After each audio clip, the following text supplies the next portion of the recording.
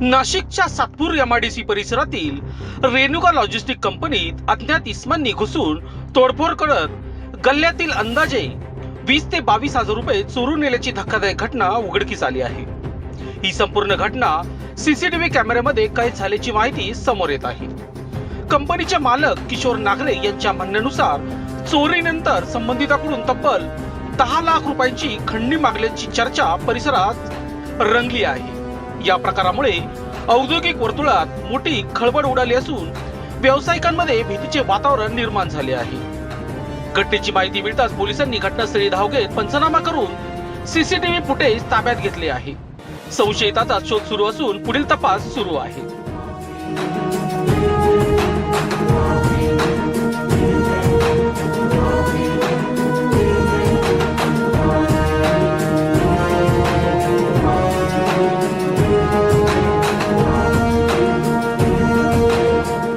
दरम्यान औद्योगिक क्षेत्रात वाढत्या गुन्हेगारी घटनांमुळे सुरक्षा व्यवस्थेबाबत प्रश्नचिन्ह उपस्थित होत आहे।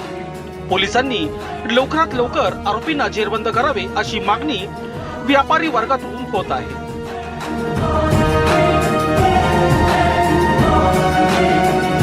लोकशास्त्र न्यूज वृत्तसंकलन विभाग, सातपूर, नाशिक।